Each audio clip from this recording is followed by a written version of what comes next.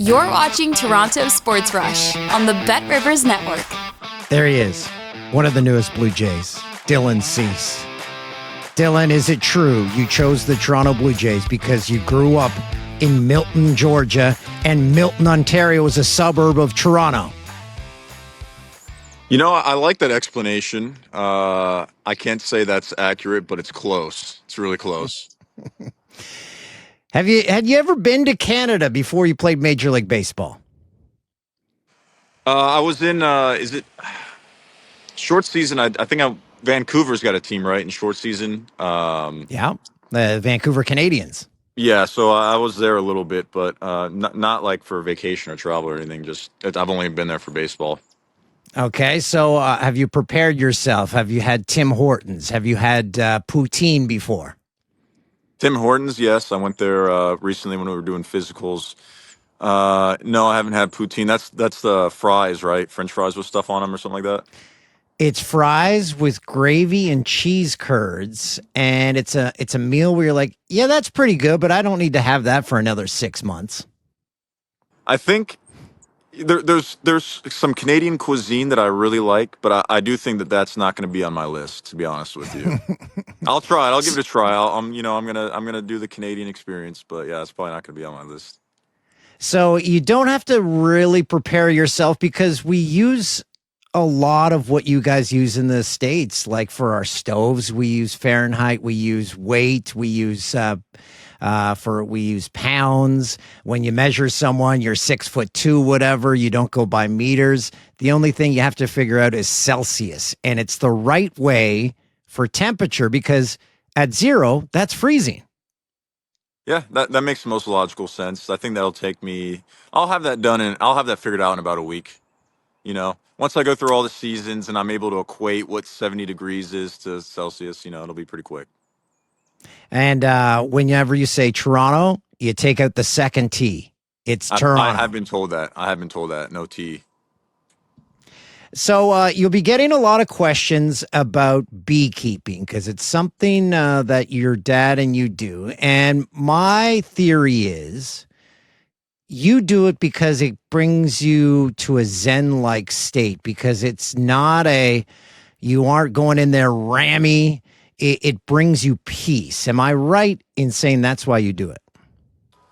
Well, to be honest with you, he does most of it. I've only really ever been able to, like, I've gone and harvested once or twice with him when it lines up to where we're playing the Braves. But he does most of it. Honestly, for me, it was really it was during COVID. I kind of went down a rabbit hole and spent time learning about honey and bees and all that. And somehow I talked him into doing it. And ever since then, yeah, we go and harvest, and then I'll pass it around to my teammates, and it's just something fun we share. And you also are a cat guy, which I highly respect because this is a cat house. So my 5-year-old daughter wanted to know, how many cats do you have? Right now, I've got two Maine Coons. I am definitely a cat guy. Never saw that coming. First got as an adult, I first had them in my lives a couple of years ago, and I don't know, man. I realized how great they are. So are those the big monster Maine Coons that look like the size of a dog? They are, yeah. They're like 20 plus pounds. Oh man, that's my dream because they would kind of, if you first see it, must look terrifying.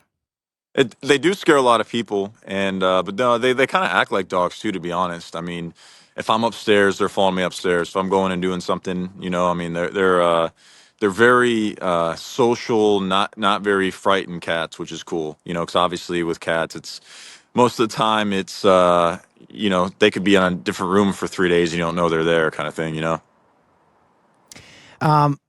I saw that you talked to Kevin Gausman for an hour and a half about pitching, and I'm glad you spoke to him because our baseball insider, Keegan Matheson, says he is the most chill, laid-back dude. So I think your energies kind of work perfect together. Yeah, he was instrumental in the process for sure. I called him up and basically just picked his brain on what it was like to live in Toronto and play for the organization, and he gave it to me straightforward. I talked to him previously. I wanted to learn his changeup, of course. I mean, or his splitter. You call it a splitter. So I had known him briefly, but I haven't really been able to connect much with him in person. But I'm looking forward to developing a friendship with him and going to battle with him. Your agent, Scott Boris, said that you told him, make it happen. What was the clincher for you deciding, yep, it's the Jays?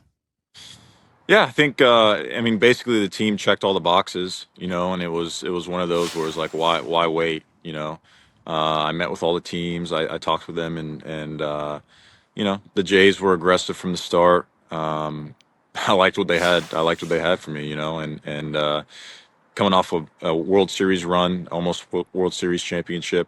The talent's there, the ability to get there is obviously there, the commitment's there, and I've never heard a bad thing about the city or the team. So for me, it was pretty easy.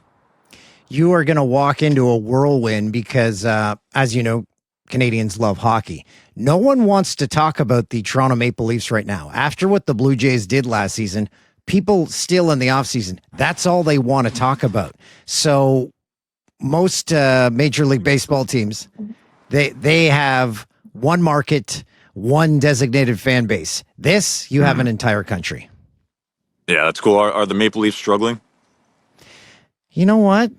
No one's into it. It's just after what the Jays did, people are like, man, that was exciting. That was entertainment. That was a good bang for your buck. And now you go back to How are the hockey in Raptors December. right now? It's kind of boring. No, I don't believe. There's no way. You're telling me that you guys are already ready to throw in the towel on hockey. I don't know. I don't know if I believe that. It is a hockey mad country. Maybe that'll change come the playoffs. Are you a hockey fan? I've been to hockey a couple times and I've enjoyed the games live. I haven't followed it much. I mean, like when USA played Canada earlier in the year, I watched that and I enjoyed it. So I think hockey's cool. I don't know much about it. I haven't followed it too much, but I mean, I'm sure I'm going to be going to games. Did you go to an Atlanta Thrashers game when they were there? No, never, never. You missed out, but you were a Braves season ticket holder. Yeah, I think a couple different years we had like maybe 10 game packages, something like that. Yeah, well, I went to Braves games as much as I could. Every 8, 9, 10-year-old baseball fan, they latch onto a player. Who was your player at that age? Chipper Jones. I mean, everybody wanted to be Chipper Jones. Yeah, he was kind of like a badass. Yeah, he was. Favorite baseball movie? Favorite baseball movie? I feel like that fluctuates, I mean, Bull Durham's a classic. All the major league movies are classics. Um, what am I missing? You have to give me some time to write them down because I'm going to say something. I'm going to go back and I'm going to go to Amazon Prime and type in baseball movies, and then one's going to pop up and I'm going to be like, man, I completely forgot about this one. I mean, there's a lot of baseball movies I enjoy.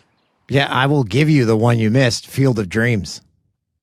That one's good. That one's good. It's a feel good one. Yeah, that one's good. I mean, there's a lot of good ones out there. There's a lot of good ones. I stumbled upon people's reaction for the closing of Field of Dreams, seeing it for the first time, and I was a puddle. Dad, you want to have a catch? How does that not get you? You are not human if you don't cry at that. That's fair. That's fair. So what's your next step? How does this process work? Do you start looking for a house now in Toronto? I did when I was up there. I got to be honest. Your guys' housing market is interesting. I think I'm gonna rent for a while. But yeah, next step is figure out where I'm gonna live, and thankfully I'm focused on baseball. So put me wherever. I don't need to worry about the other stuff. I just want to do well at baseball, so I'm gonna focus on baseball and yeah, enjoy the city, immerse myself into the culture, learn what it is to be a Canadian, and see if I can fit in a little bit.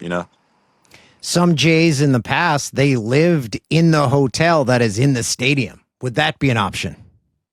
I don't think so. I need a little space, I think. Yeah. And plus, the Maine Coons need a little space. Will they be coming across the border with you? That's a good question. That's a very good logistical question. I'm not 100% sure. Okay, so I have some nicknames here. Tell me which ones you like and which ones you don't. Cease and Yeah. desist. That's a big one.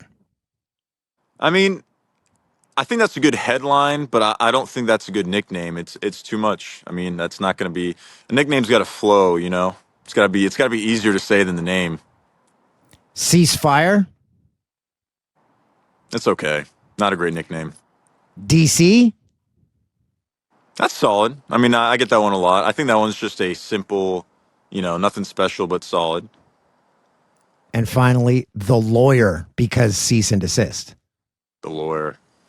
No, it doesn't. It doesn't fit. It doesn't fit. I think I got to do something or something's got to happen during my time there that gives me an authentic nickname. That's the only way. We can't force it. You know. Yeah. Yeah, and plus you can't make your own nickname. Um, No. your state on the mound is different from other pitchers who are rah, yelling at the hitters after a strikeout. You were going back to that Zen like state. Is that what you try for on the mound? Everything even keel.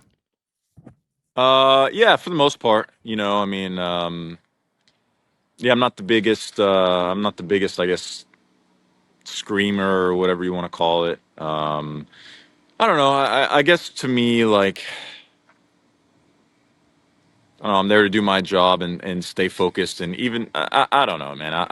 I'm not the biggest scream after a strikeout. I also respect my opponents. I don't like showing people up and things like that. Not that that is showing people up, but man, I don't know. I just try to play the game.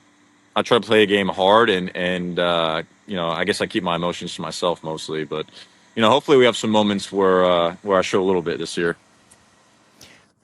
DC, what makes you a good teammate? Um, I think I think that I'm pretty good at not making things about myself for the most part. Um, I really just want to post. I'm interested in other people and I genuinely like who they are, not just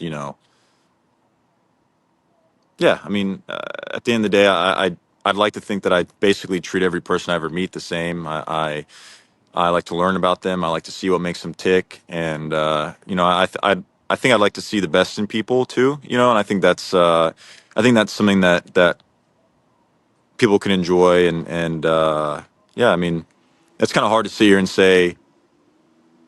I don't know. You have to always take people's word with a grain of salt a little bit, So I can sit here and tell you all these things about how I'm going to be so great and this and that, but at the end of the day, it's I guess actions are always different than words. But I can't tell you I will be. I will not be someone that's making things about me and trying to get attention all the time. I can tell you that. That's good. I like that. Yeah. Dylan, what describe your perfect day? If you were to wake up, tell Yeah. us, okay, this is exactly how I would describe it. My perfect day. I would probably wake up and do some sort of yoga, sort of spiritual practice type thing. And then I would go to brunch, a really high end brunch, and I would get Canadian oysters with some other delicious breakfast foods. And then from there, it would be a productive day. I would want to feel like I've grown. I would want to feel like I've been productive and I've grown and I've learned something interesting or done something interesting. And then maybe whoever I was around that day as well, I was sort of a blessing to them, if that makes sense. I did something that other made other people happy or helped other people, and yeah, grew something, did something cool, enjoyed my time, and just had a great day. I like that because I tell that to friends and family. Be the light in someone's day because you don't know who needs it. Yeah, yeah, it's easier said than done too. It's very easy to kind of get lost in your own world, and we always have things going on, and things we're all navigating. But and you asked me for my ideal day. I'm not saying I always do that and live up to that, but yeah, I mean that sounds like a good day to me. It does. And when you were referring to Canadian oysters, were you specifically referring to Malpac? I like Prince Edward Islands. I'll be honest. Okay. I really my favorite food in the world for probably the last 3 years has been Canadian oysters. You guys, you guys have the best oysters, and it's not even close. I mean, they are so good. I'm gonna buy an oyster farm at some point up in Canada, and when we're gonna do something with them or something. But I love them, man. They are so good. They are so good. So Malpec oysters, they're from PEI. We drove Yep. through that when we were on a family trip in an RV, and there's not a Yep. single sign that says, "Hey, we've got world-class oysters here." It's like a hidden secret. A gem. What Yeah. about the Beausoleil? You know Beausoleil? That's one. I think one of them's called Royal Pinks or something like that. Um, Man, I mean, there are so many good ones. Prince Edward Island. I've never. If you go to a restaurant, assuming the oysters aren't 2 weeks old, if you go to a restaurant and you order Canadian oysters, you are not going to be disappointed ever. The best little They're the best. a little red sauce on there, a touch of horseradish. No, in my opinion, if it needs more than lemon, it's not a good oyster. Okay, It I should like be. a It should be what you guys. I know the maple syrup, and it should be what Canada is known for in terms of agriculture. It really should be. I'm telling you, they are that good. Well, we do have a maple syrup reserve in case we'll never run out here. That's how important maple syrup is. I don't know if there's an oyster reserve. No, there probably should be though. It's probably a little harder to store oysters, if I had to guess. Well, I can't wait for you to get up here. What are you most excited about to arrive in Canada? What's the first thing you're going to do? Get some Canadian oysters. You should have got that written into your contract. All you can I eat know. oysters. I know. Well, I'll get them. I'll be eating them pretty often, if I had to guess. Okay, Dylan, we're going to let you get back to your workout, and we can't wait to see you on the bump in Toronto, my friend. Awesome. Thank you for having me. Thanks for being here. Yep. See you guys later. Thanks for watching Toronto Sports Rush on the Bet Rivers Network.